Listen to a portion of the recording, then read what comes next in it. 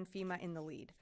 More than 6,700 National Guardsmen from 16 states have been spearheading recovery efforts across the Southeast region in support of their governors, providing critical aid to those impacted by this storm's devastation. Additionally, as we've said in our statement yesterday, Secretary Austin has authorized 1,000 active duty troops from Fort Liberty to assist FEMA in these response efforts.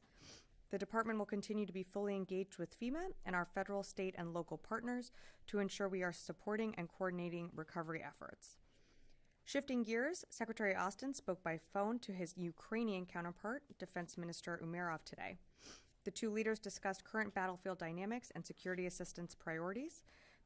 Minister Umerov also provided an update on Ukraine's operations, battlefield, and capability needs. A full readout will be available on defense.gov later today. Looking ahead to tomorrow, Secretary Austin will travel to Scott Air Force Base to preside over the U.S. Transportation Command change of command ceremony, where General Jacqueline Van Ovost will relinquish command to General Randall Reed. I won't get ahead of the Secretary's remarks, but the department is very grateful to General Van Ovost for her decades of honorable service to the Air Force, the Department of Defense, and to our nation. The ceremony and the Secretary's remarks will be live-streamed on defense.gov tomorrow.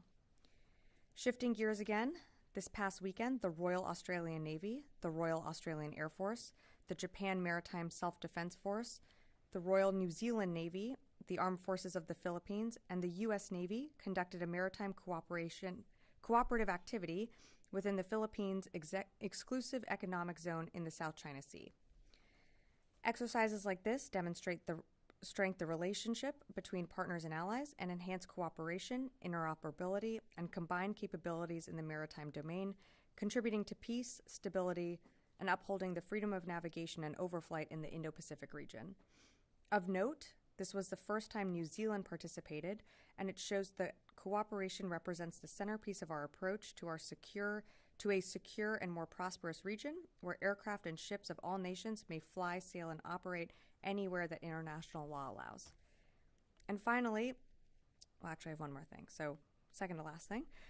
In an effort to reduce out-of-pocket expenses for service members and their families on permanent change of station orders, earlier this week the department launched a new pilot program that will reimburse active duty service members for the transportation expenses of a child care provider when child care isn't available at military-operated child development center at a new permanent duty station within 30 days of their reporting date. Service members may be reimbursed up to $500 for PCS moves between CONUS locations and up to $1,500 for moves to or from locations outside the continental United States, including Alaska and Hawaii, and U.S. territories, and possessions for travel costs of a child care provider. Taking care of people is a priority for Secretary Austin and the Department of Defense, and this program reflects our ongoing effort to learn, listen, and lead on issues that are critical to meeting the unique challenges of military life. And for more information, please visit Please visit militarychildcare.com. And before we move on to questions, I just want to say happy birthday to Mr. Chris Garver, who did not want to be celebrated, but everyone should go say happy birthday to him later today. All right, with that, happy to turn to questions. Tara. All right, thanks, Sabrina. I'm surprised that there wasn't an Israel topper in there. And just wondering, have you had any additional conversations with the Israelis on this tension that we are seeing right now? We've got thousands of extra service members in the region. What's going on with them? Are they, are you shifting force posture? It seems like this is kind of a waiting game at this point. So in terms of, what our forces in the Middle East are doing right now, their mission hasn't changed. They're there, to protect U.S. forces in the region if called upon for the defense of Israel. But as you saw, that was put into place on October 1st when Iran launched another attack against Israel. Our forces, of course, stood with the IDF and the operation and, engaged nearly 200 ballistic missiles that were fired from Iran. So the mission hasn't changed. They continue to operate within the AOR, and, we'll continue to do so. I'm sorry, what was your follow-on question? It just seems like right now there's this very tense moment of waiting to see what Israel's response will be. What is this building doing right now to help tamper down that tension? And if Israel doesn't listen, Is the Secretary prepared to send U.S. troops to combat to defend Israel? Well, that's something that the president has spoken about. We're not looking for a wider regional conflict. We're not seeking war with any group or organization or country in the region. We continue to engage the Israelis, very frequently. We are certainly talking to them about their response, but what their response might be, I'm just not going to speculate further on. But we do continue to engage with them, and I'll just have to leave it at that. Jen. Sabrina, how many of the 12 interceptors that were fired from the U.S. warships actually engaged and intercepted the ballistic missiles fired from Iran? So we're still doing our own assessment, so I just don't have exact numbers to provide right now. And how much would that have cost, 12 interceptors, and do those ships now need to resupply? And then I have a follow-up. Sure. So in terms of resupply and cost, that's something that I think CENTCOM should really speak to, or EUCOM and Sixth Fleet. I just don't have those numbers readily in front of me right now. So I'd defer to them on cost and resupply. But as you know, our ships move in and out of ports. They get retrofitted, resupplied at any given time. So I would assume as they expended some of those interceptors, eventually they would have to get, backfilled. But in terms of their movements, I'd refer you to Sixth Fleet. Is there some discussion of maybe needing a supplemental? Because I believe that President Biden's defense requests this year did not have money for missile defense. I'm not tracking additional requests for a supplemental. That doesn't mean that something couldn't happen down the road, but at this moment, I'm just not tracking anything additional. We are 3 days into operating under a continuing resolution. We still don't have our FY25 budget passed.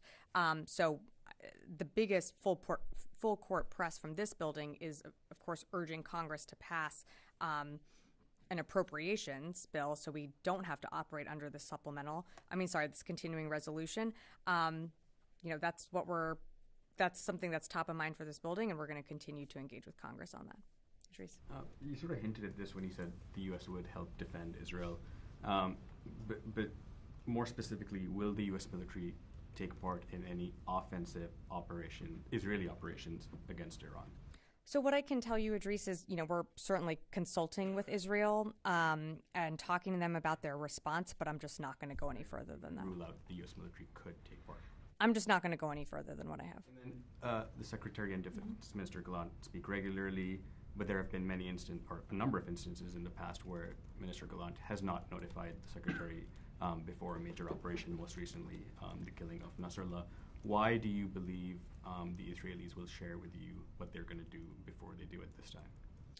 Well, we've been in pretty much the last 2 weeks almost daily conversations, not every day, but almost daily. In those conversations, without going into the details of what all is shared, we do receive updates on, some of their plans and operations. To your point, we were caught off guard by the strike on Nasrallah, but that doesn't mean that we are, on other operations. They're going to continue to, call and speak to each other. We don't get a heads up on every single operation that they're conducting every single day, but there's certainly, I think a good relationship between Minister Gallant and the Secretary, and they're going to continue to engage with each other. To get notified if they attack Iran. I think I can tell you that we are talking to them about their response. I think the president spoke to this as well, without characterizing his words. But I certainly think that any response from Israel to Iran, we will be part of those discussions. Joseph. Thanks. On the Israeli invasion in Lebanon, for about 8 or 9 months of the department saying they were against any type of ground operations or invasions, over the weekend that stance changed. Now the department is saying that they support limited operations from what they understand the Israelis are doing. What is we've seen this before in Gaza. What is it that's limited for you guys? At what point do you push back and say this is no longer limited, this might be against U.S. interest and potentially Israeli interest for whatever they're trying to do? Because we reported that U.S. officials are saying that it needs to remain limited or else they could lose U.S. support. So to characterize what they're doing along that northern border is what we see is, and how we assess is it's limited in the scope and scale. And what they've said to us is that they're going after, Hezbollah infrastructure that is along that border where, Israeli communities are. We understand that the strategic purpose of this is so that Hezbollah cannot maintain the capacity to attack Israeli communities right there at that border in that short range. Look, we're still going to have these conversations with them. Right now, what we are observing and assessing is that these are limited in terms of the types of operations and how they're being conducted, as well as the people. Different militaries conduct operations differently than the United States, just as we do, separately from other militaries all around the world. But our assessment still remains that these are limited in scope and scale right now. And then just one more. Is it fair to say that there's any type of disconnect between the Secretary and the NSC or other agencies of the Biden administration in terms of how they agree, or what the Secretary believes is the best way to go forward with whatever military operations they're carrying out? I'm not seeing any, differences between the White House or this building. The Secretary is in regular communication with the NSC and with the President. Having spoken to him, this week and weeks previously during this time, I don't see any daylight between the Pentagon or the NSC. Tom. Thanks, Sabrina. Two questions. This morning, President Biden was asked if he supports Israel striking Iranian oil facilities. He gave a little bit, it was noisy, I think. He gave a little bit of a mumbled, not very clear answer. He said, we're discussing that. To be clear, is the Pentagon talking to the Israelis about striking Iranian oil facilities? Yeah, so Tom, as you can appreciate, I'm not going to be able to go beyond what I've already said, which is that we are discussing with them what a response to Iran could look like. But detailing out from here what potential targets might look like, I just don't think that serves a purpose or is really that helpful. Okay, thanks. And second question, there's a growing sense of a double standard regarding evacuations. Whereas the US rushed to evacuate Americans from Israel, Americans in Lebanon have for the most part been told to find their own way out. I know it's a State Department decision. But could you reassure Americans in Lebanon that US military is on hand to help them evacuate if needed? Well, Tom, not to just push back a bit on that question, but one, it is the State Department request to issue some type of military assisted departure or a type of NEO. It also has to do with the demand, and if there's a demand signal for that. Right now, the embassy in Beirut continues to operate on regular hours, is still open. There are still, my understanding is that there are still commercial options available to American citizens to get out. Like $7-8 grand. Yeah, well, I believe today, my colleague at the State Department was just briefing that there are tickets available in the hundreds that can be purchased, or if someone cannot afford that ticket, there is a loan given to them that can be repaid over time. So, I mean, some of this is better directed towards the State Department, so they can explain some of the policies and procedures that are put in place. I think what I would urge you to look at, Tom, though, is from the very beginning or from very early on, the State Department has issued travel warnings against traveling to Lebanon, encouraging American citizens in Lebanon to get out via commercial options. The U.S. military is, of course, on the ready and has a whole wide range of plans. Should we need to evacuate American citizens out of Lebanon, we absolutely can, and they can be implemented. We haven't been called to do that. So, of course, we remain ready, and we'll be in touch with our state colleagues, but that's not something that, is being considered right now. Yeah. Thank you, Sabrina. When you say you're talking to the Israelis about their response, does that mean that you are coordinating the details of the response, the scope? Not necessarily. What do you mean by talking to the Israelis? Sure. So I think without going into private conversations, what I could tell you, it's more about trying to understand what their response might be. I'm just not going to be able to go into further details than that. Okay, when you are trying to understand what the response is going to be, Are you confident that the Israelis will give you a notice in advance when and where the response is going to take place? Yeah, so Joe, Or they're going to keep you in the dark? what I can tell, well, great question. Same question that Idris asked me. My answer has not really changed. Well, let me then try and tackle this different question. So, in terms of advance notice on a response from Israel, we are talking to them about their response. I'm just not going to be able to go into more details than that.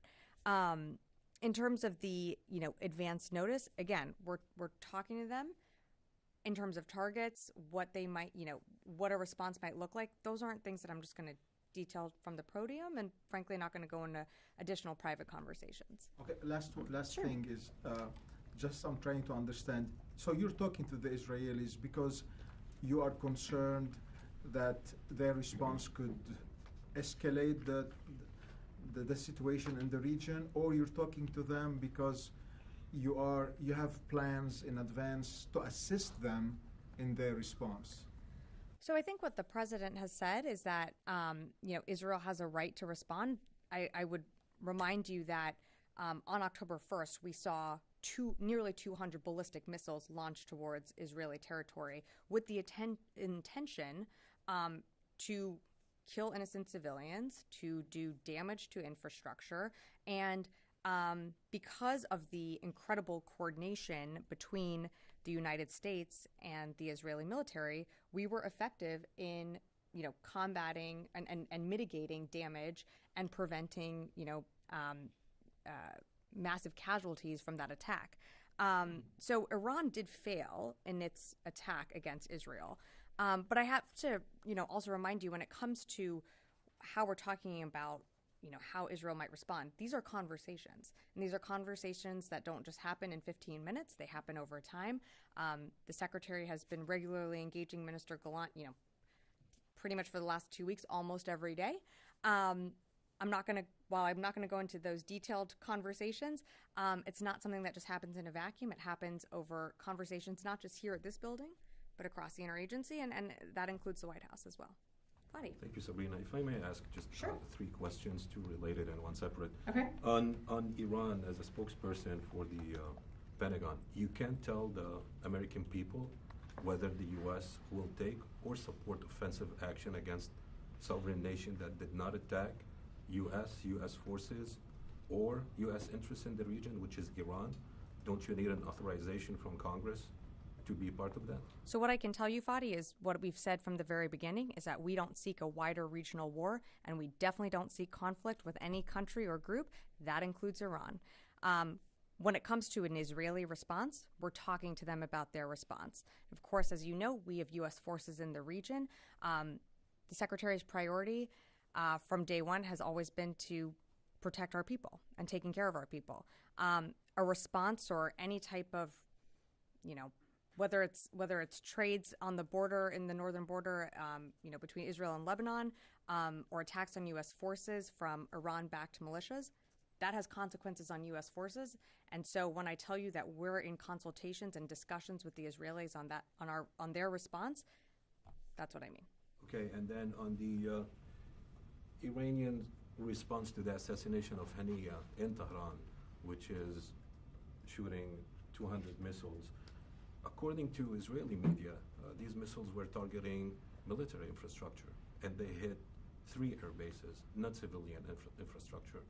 So is your assessment that the Iranians were after civilian infrastructure in Israel? And what precisely are you talking? Which civilian infrastructure are you talking about? I said innocent civilians. And I just said infrastructure. I'd say broadly speaking, our assessment is that some of the ballistic missiles were targeting military infrastructure, but for a greater assessment, I'd refer you to the Israelis to speak to that. Ultimately, the intent and target of that missile, Iran would have to speak to, because they're the ones putting in the coordinates. We can only judge the trajectory and where they landed, or where they were shot out of the sky. Thank you for your responses. You answered the question about your support for the so-called limited operation in southern Lebanon, which is to protect the Israeli civilians on that border. And well, we know Hezbollah in their arsenal have missiles that can be launched from tens of kilometers away from the border. So how does that operation make any sense if the intended or effect or impact or goal is to prevent Hezbollah from launching those attacks?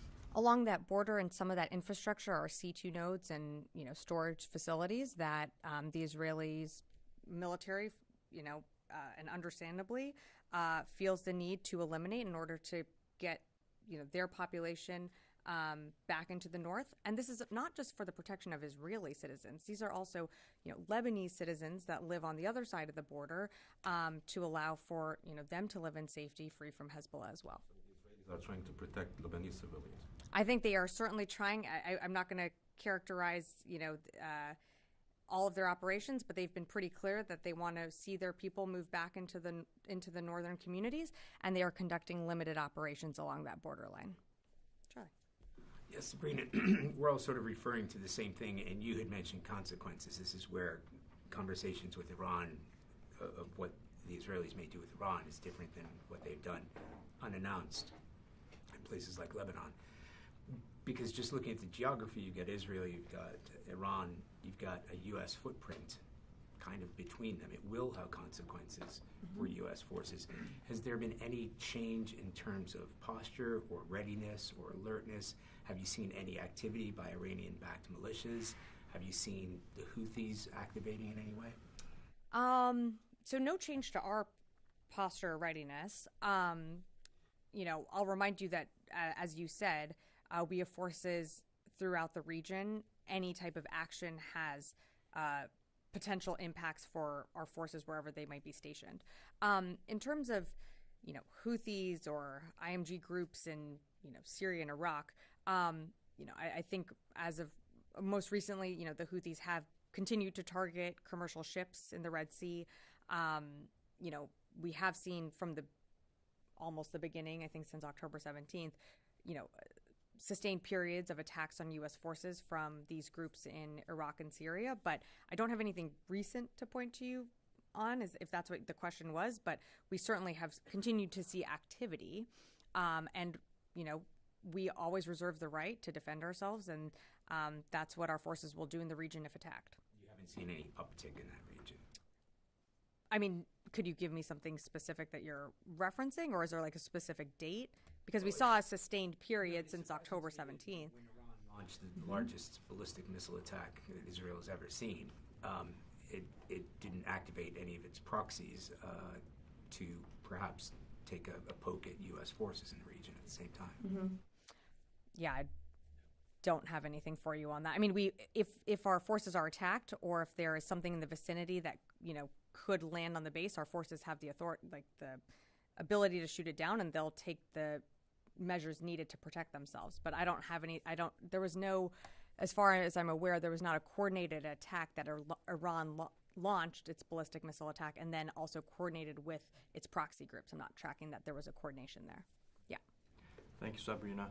Due to the increasing tensions in Lebanon, you deployed new reinforcements to the region, mostly from the Air Force. Do you use the air bases in Cyprus for those? And you were monitoring the latest attack of Iran on Israel. And in your reconnaissance, when you found out the attack is starting, did you use the bases in Cyprus as well? So I'm just not going to speak to our basing options and where our aircraft are located. Constantine. Thanks, Sabrina. Following up on sort of Jen's line of questioning from earlier, so the destroyers, in helping to repel this attack, fired off 12 interceptor missiles. Granted, I'm sure these destroyers can get resupplied, but if this were a more prolonged conflict, does the Department of Defense feel confident in its supply chain to be able to provide, more interceptor missiles in a longer-term conflict? I think you've seen the Secretary make the commitment to, of course, always taking into account U.S. forces and the protection of U.S. forces, but also the commitment to defend Israel. When it comes to the supply chain, there's certainly the defense industrial base is certainly being pressure tested, and we saw that from Ukraine. So, we're still confident in our abilities. We're still confident that we'll be able to resupply. But I will point you to the fact that we've had delays in funding from Congress that haven't allowed us to backfill our shelves, which impact what can go out into our different AORs, and of course, that has an impact on the mission. Those are all things that the Secretary thinks about when he makes these decisions, and when carrier strike groups are moved, different squadrons are moved into the region. So to answer your question, we're going to do what we need to do, and we believe that we have the capabilities that we need to defend our forces. But when it comes to the defense industrial base, we've seen that from Ukraine especially, that the base is catching up, and we still have a backlog, and it doesn't help that also we're operating under a CR. So just to sort of follow up on that. Sure. So is there any truth to sort of this criticism that any missile fired in defense of Israel or Central Command takes away from Admiral Paparo and the notion of defending against China in the Indo-Pacific? No, I mean, every COCOM, there are different mission requirements. I think you have to also remember, as a planning organization, while we didn't see October 7th and that attack, what happened on October 7th was absolutely devastating, and wasn't something that was built into the department's plans. We plan for a range of crises all around the world, whether it be Hurricane Helene, or it doesn't. I mean, events all around the world. The department is able to surge resources and move capability at a rapid pace, which I think shows the, quite frankly, the power of the United States military. Of course, that's going to impact us down the line, but we're able to make those adjustments, and that's something that, the Secretary considers in every decision that he makes, and of course with the consultation of the chairman and other departments in this building. Noah. Have the 2 remaining fighter squadrons arrived in CENTCOM yet? Or are they still in transit? I'm only tracking that only one squadron has arrived, so I'd refer you to CENTCOM for more on that. Secondarily, do you have a more specific number of U.S. forces that are in CENTCOM right now, other than a few thousand above 40,000? I don't. I'm sorry, Noah. I'm going to go to the phones, and I'll come back in the room here. Jeff Shogel, Task and Purpose. Thank you. When you say the U.S. and Israel are consulting, are both sides working collaboratively to come up with a list of targets that Israel should strike? Yeah, thanks, Jeff, for the question. I'm just not going to be able to provide more details on what those conversations look like, other than that we are in close coordination and consultation with our Israeli counterparts. Laura Seligman, Wall Street Journal. Hey, Sabrina.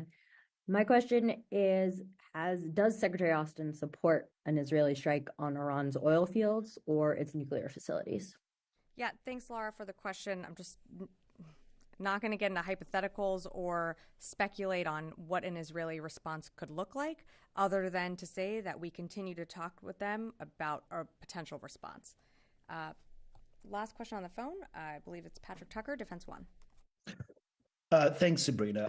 I probably know the answer to this, but can you comment on reports that Israel has bombed a Russian airbase in Syria? And following up on that, the Defense Department has shown that it's willing to take preemptive kinetic action against Houthi militants that are preparing to stage missile attacks against Israeli targets or targets in the Red Sea. Would that same policy apply to Russian forces that are clearly preparing to stage attacks against Israel or other targets in the region, or would they get a slightly different policy even if they're engaging in the same preparatory strike action? Thanks, Patrick, for your question. So I'm not tracking the strike that you referenced in Syria, so I just don't have anything to add on that. The actions that we take in the Red Sea are defensive in nature, and when U.S. forces are threatened or there is a threat to commercial shipping, that's why the Secretary stood up Operation Prosperity Guardian. It is in self-defense, and it is a coalition that has come together of like-minded nations to combat that Houthi threat. I'm not going to speculate on, other threats down the line. This department, as you have seen, can make adjustments at any time all over the world. And I'll just leave it at that. Happy to come. Yeah. Thank you. So today, President Zelensky urged NATO allies to help intercept Iranian missiles and drones over Ukraine as they do with Israel. Can the United States and allies help Ukraine with that? I mean, since it's possible with Israel, why cannot it be done with Ukraine? Thank you for the question. While I appreciate the question, we are talking about two very different landscapes and battlefields. The president, at the very beginning of when Russia invaded Ukraine, has directed this department to provide Ukraine what it needs on the battlefield. They have been very successful in employing, whether it be air defenses or other capabilities, to continue to take back their territory. The secretary just had a call with Minister Umerov, getting a battlefield update, getting to better understand what other capabilities they might need, if any. The president has made a commitment that, the United States is not putting boots on the ground into Ukraine, but we are supporting Ukraine in their efforts to take back their sovereign territory. Shooting like those targets, say from Polish or Romanian territory, would that be putting boots on the ground? That would be involving us in a war in a different way. And right now we feel that Ukraine has been able to successfully defend against, Russian strikes to their cities, to their populations, to their infrastructure, and we're going to continue to make sure that they have the support that they need to do that. One more. On the F-16 training for Ukraine of those 18 additional pilots, do you have any time frame for that? Will it begin this year, next year? Any details? I don't have any time frame for you on that. As you know, one of the requirements for pilot training is a proficiency in the English language. So, once those pilots are trained and ready, we will start working with them, but I just don't have an update or timeline for you. Yes, sir. Thank you, Sabrina. Two questions. First, if Iran failed in its attack on Israel, what's the logic behind a response from Israel? And do you believe that an Israeli attack on Iran is imminent? Look, we're continuing to consult with them. So in terms of something imminent, that remains to be seen. Iran did fail in its attack against Israel, but I think it's important to put it into context that they launched nearly 200 ballistic missiles towards Israel. Israel has a right to respond to that. I'm going to leave it at that. Lastly, Iran used Iraqi airspace to launch its missile towards Israel. To your knowledge, any missiles intercepted in Iraq? And if I may add, you have enough airspace, enough defense capabilities in Iraq, not just to defend your forces, but to respond to Iranian missiles if launched on Israel. We have deep air defense capability in Iraq. In terms of anything that was shot down over Iraqi airspace, the U.S. engagement when it came to the attack on October 1st came from our two destroyers in the Eastern Med. So anything shot down in the air or over Iraqi airspace, I'd refer you to the Israeli government to speak to that. Yes, in the back. President of Ukraine, Zelensky, said today that the West is dragging out long-range missile supplies. Is the U.S. dragging out long-range missile supplies? No, what I would say is we have a limited supply of long-range missiles, and we can only a few nations have that supply, whether it be ATACMS, Storm Shadows, Scalp, you name it. They are limited in their supply. So, we're not dragging it out. I think, in fact, you've seen this administration, this building, be very committed to making sure Ukraine gets what it needs to defend itself. But you are talking about interceptors that, we have a limited amount on our shelves. And so we also have to always assess our own readiness whenever we make decisions when it comes to presidential drawdown packages or USAIs, which are long-term. And that's what, that's the secretary's in his mind. He's always assessing our readiness and what U.S. forces need. Goyal. Thank you, Madam. Two questions, please. One, India's foreign minister was here meeting with the Secretary of State during the time, at the same time when Iranian missiles went on Israel or attacking Israel. So my question is here that India have also, of course, good relations with Iran and as well as with the Middle East countries and all that. if Secretary of Defense or anybody from the department have spoken with him or met with him to bring some kind of peace, or India can help in the Middle East, or between Russia and Ukraine, or now Iranian missile. I don't have any conversations to read out from Secretary Austin, and any country that wanted to, work to de-escalate tensions in the region, we certainly welcome that. Mm-hmm. As far as Bangladesh is concerned, Bangladesh interim Prime Minister, Mr. Yunus Mohammed, was also at the United Nations, of course, and also met President Biden. Any role the DoD or Defense Department playing as far as Bangladesh situation is concerned there, or bring the new Prime Minister or elections and ongoing discussion as far as U.S. and Bangladesh military-to-military relations? I'm not tracking any DoD involvement. I would refer you to the State Department for more. I think that's happening more in the diplomatic channels. I'll come back. We'll keep going around, and then happy to come back here. Yes. Thank you, and then Sabrina. go to Louis. As you mentioned that you are engaging in discussions with the Israeli about what their response to Iran. Mm-hmm. Did you get any commitment from the Israeli that any actions that will take it against Iran will not lead to a wider war, which is your concerns, of course? So I'm not going to go into more details on the conversations, but what I will tell you is what we stress publicly and privately is that we don't want to see a wider regional conflict. So you can absolutely assume that that is something that is brought up in every conversation with Minister Gallant or, across this administration. My next question, regarding what's going on now at the border of Lebanon, how long do you believe, as DoD with their assessment, Israel need to achieve their goals? Is it like months, or we can maybe see like what's happening in Gaza is still like over almost a year, and we see the war is still going on there? That's up to Israel to define what their strategic objectives and goals are. They've laid that out in terms of they want to allow citizens to return safely to their homes on that northern border region. But how those strategic objectives are met from a military means, that's for them to define. Just as we don't define success for Ukraine either. That is for them to define for themselves. So in terms of strategic goals being met, I'd refer you to Israel to speak more to that. Louis. Totally different question. Wow. Okay. I'm going to give you a break here. You're going to ask something that I'm going to have to take, aren't you? I'm hoping you can answer this. Yesterday, there was an announcement of the deployment of 1,000 active duty forces for Hurricane Helene relief, which you noted in your topper.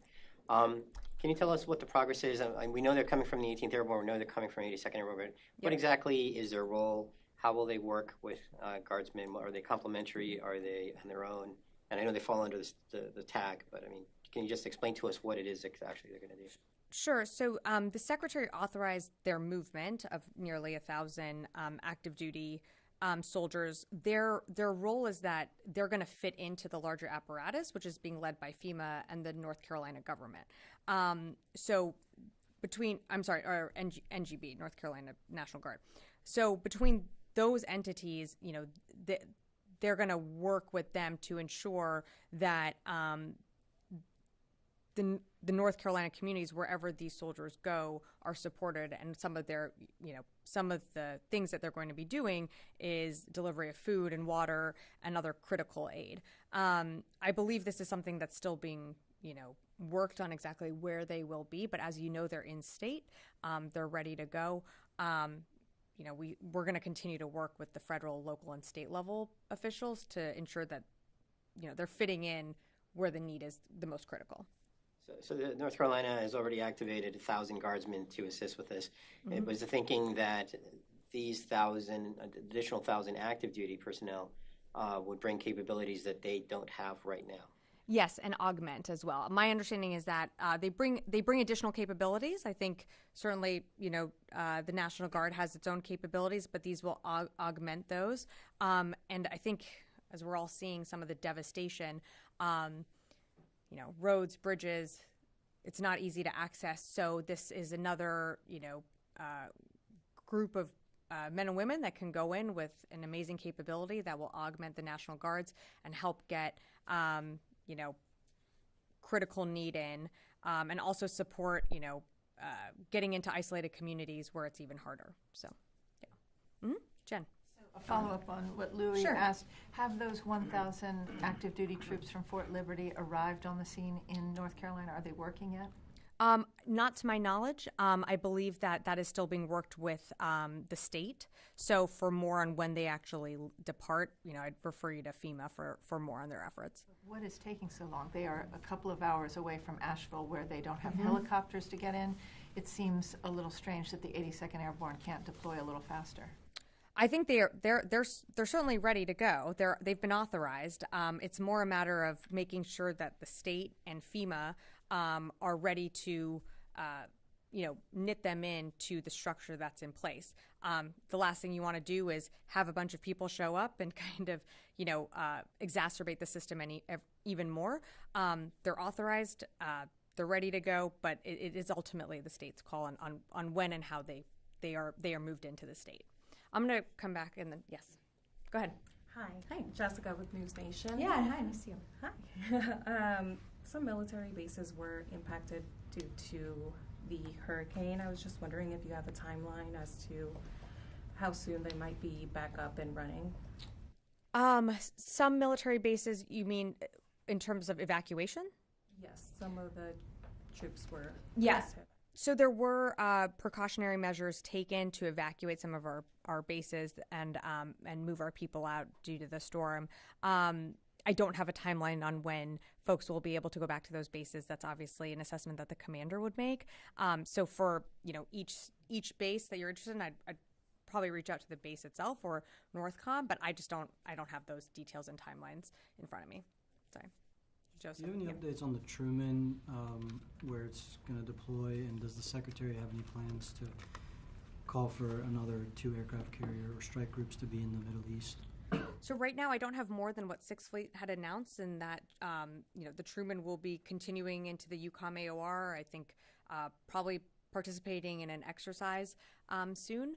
The Secretary always reserves the right to change her orders, but right now she's continuing as planned. Okay, one more. Okay, yes. Kind of adding to Luis's question, how common is it for active duty soldiers to participate in disaster response? Is this a new thing, or in disasters of past has that been pretty common? No, you've seen participation of active duty. I will be honest, I don't have a full rundown for you here, but I think in 2018 was when maybe the 18th was activated for a response. It's not uncommon. It's on the needs on the state. And of course, what the local and state leaders assess what they need, and in consultation with NGB. But it is common. It's what they can be used for a range of, whether it be a crisis in a different part of the world or a national disaster, natural disaster, I should say. They are there to help support their communities, and so it's not uncommon. Is my bottom line is what I'm trying to say. Okay, thanks everyone.